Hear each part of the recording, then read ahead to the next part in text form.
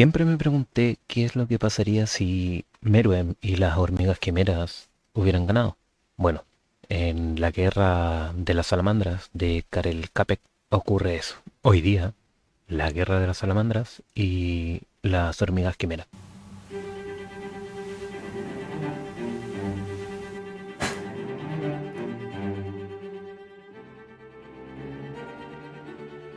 Si hay algo que caracteriza a Hunter X es su desarrollo de personajes. Y dentro de estos personajes, los que más se caracterizan por esta evolución son sus antagonistas. Es por eso que esta obra tiene tan buenos antagonistas o villanos. El Jenny Riodan, Hisoka y lo que vamos a ver hoy, las hormigas quimera. Al ser un shonen, Hunter X tiene la obligación argumental de que gane el protagonista. Pero ¿y si no ganara? ¿Y si los ganadores fueran las hormigas quimera? ¿Y si los ganadores no fueran la humanidad, sino la otra raza? La otra raza que evolucionó de un espécimen inferior. Eso es lo que nos plantea Karel Capek en La Guerra de las Salamandras. Pero antes de explicarlo y antes de explicar el argumento, necesitamos hacer una pequeña introducción del autor.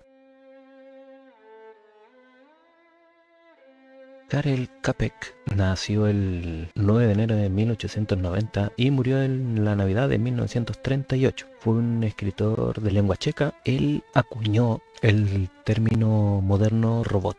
La gran mayoría de las obras que él escribió corresponden al género distópico y La Guerra de las Salamandras es uno de los principales exponentes de su literatura. Primero que todo hay que decir sobre La Guerra de las Salamandras que juega mucho con los paratextos, con los hipertextos. En este caso, ¿a qué se refiere esto? Principalmente a la utilización de no solamente una narrativa magistral, sino que también al uso de recortes, de diccionarios, de artículos académicos, todo esto para darle un sentido mucho más amplio al mundo en el cual se está viviendo. Pero ¿de qué trata La Guerra de las Salamandras?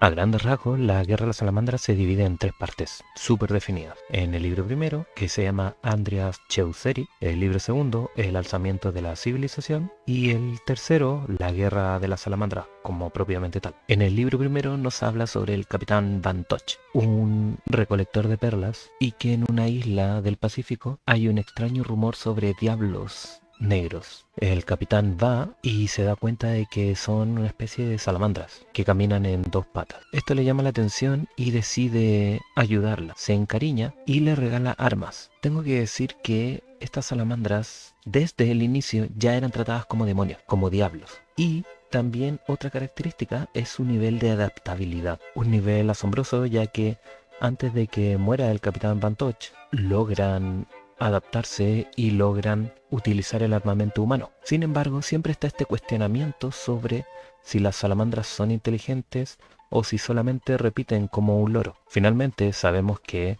efectivamente eran extremadamente inteligentes y que aprendían de una manera veloz. En el libro segundo ya se habla de una superpoblación de salamandras y cómo estas ya son categorizadas y vendidas como mercancía, en la cual se dividía entre distintos tipos de salamandras.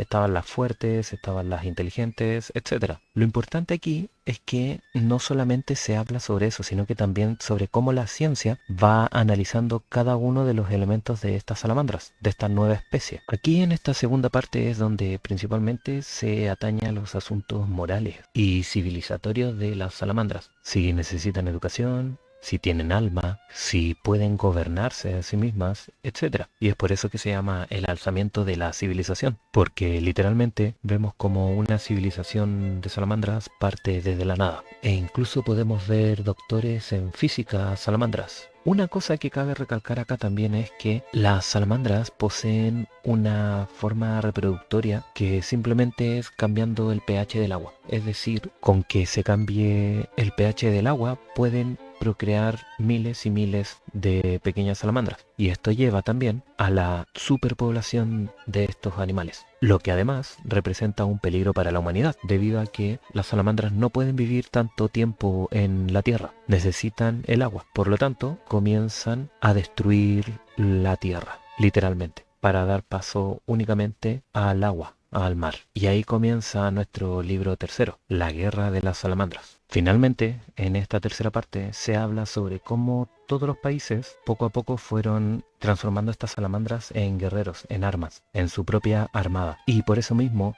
ninguno quería destruir su armada por miedo a los conflictos que tenían contra otras naciones. Y a medida que va pasando el tiempo, las salamandras se separan de los humanos y crean su propia nación. Esto lleva a que la humanidad tenga miedo, con justa razón, porque llega un momento en que las salamandras comienzan a destruir con un arma súper poderosa que era capaz de crear terremotos, comienzan a destruir la Tierra. La historia del libro termina principalmente con la República Checa, en donde vivía el autor, siendo anexada a este gran país salamándrico. Sin embargo, este no es el final del libro, porque aquí ocurre un hecho insospechado, que el autor habla consigo mismo y se cuestiona de que esto no puede terminar así. Así que, de manera fantasiosa, crea un final en el que las salamandras comienzan a separarse, realizando una guerra final entre las naciones de Lemuria y la Atlántida. De esta manera, las mismas salamandras mueren, matadas por ellas mismas. Y entonces el ser humano puede volver a tomar su posición predominante en la Tierra. Sin embargo, esto lo deja extremadamente claro que es algo imaginativo. Como dije antes, el libro en sí habla principalmente de una manera hipertextual, con muchos paratextos, con muchas imágenes, con muchos tipos de textos dentro de este libro. No hay un personaje principal en toda la obra, pero sí hay uno que ha vivido, o que se ha mostrado, mejor dicho, en los 3 libros. El señor Povondra, que en un principio era uno de los mayordomos de una persona que decidió realizar una empresa con las salamandras. Luego lo tenemos a este mayordomo recortando noticias del diario relacionadas con la salamandra porque se sentía orgulloso. Y finalmente vemos cómo ve en la República Checa, un lugar donde no había mar, llegar una salamandra y comienza a sentirse culpable. Como dije antes, este libro comienza con el descubrimiento de una nueva raza y termina con la destrucción de una raza. En este sentido, ¿cómo se puede relacionar con las hormigas quimera?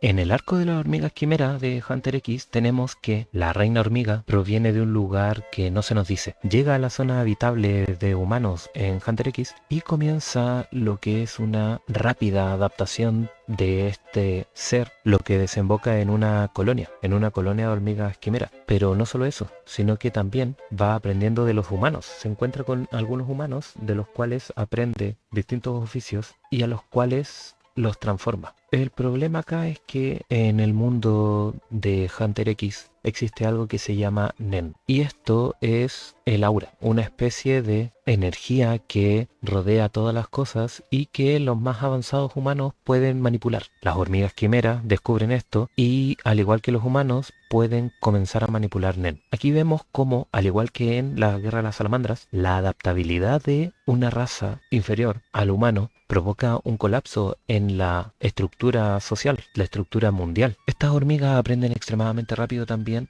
la organización social humana, quizás porque fueron antiguamente humanos las hormigas quimera, y comienzan a adaptarse a esta. Es por eso que los cazadores, personas que pueden manipular este nen del cual hablé antes, van a cazarlas, porque son una amenaza para la sociedad. Resulta que mientras más cazadores enviaban, más incrementaban las filas de las hormigas quimera. Y aquí es donde tenemos una división entre el libro y la animación. En el libro nunca se nos explica cuál es la organización de las salamandras. Se intuyen. Sin embargo, como estas viven bajo el agua y el humano no puede vivir bajo el agua, solamente son especulación. Por otro lado, en la animación o en el manga, sabemos de manera perfecta que la estructura de las hormigas es monárquica, con un rey o una reina. En este caso ya con el rey Meruem, la hormiga más poderosa, quieren controlar a la humanidad y quieren apoderarse de ella. Sin embargo, y aquí hay otra división entre ambos textos, en las hormigas quimera el rey logra empatizar con los humanos, logra darse cuenta que no solamente los humanos son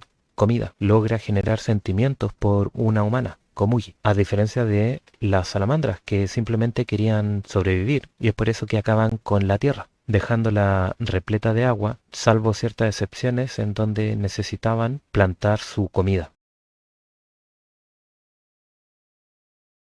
Entonces, ¿qué pasaría si las hormigas quimera hubieran ganado? La respuesta es que la humanidad estaría totalmente destruida o a merced de estas. Si Meruem se hubiera comportado como las salamandras, lo más probable que en el mundo de Hunter X no hubiera habido ningún cazador lo suficientemente fuerte como para poder derrotarlo. Sin embargo, es lindo ver cómo en un universo paralelo estas entidades, estos animales, logran ganar y vencer a la humanidad. No estoy diciendo que sea lindo que la humanidad pierda, sino que simplemente ver de alguna u otra manera una forma distinta de final. Un final no siempre feliz para nosotros. Pero dime, ¿qué te pareció? ¿Habías escuchado sobre este libro? La verdad, cuando yo lo leí y me imaginé inmediatamente el tema de las hormigas quimera. Te leo los comentarios y nos vemos en el próximo video.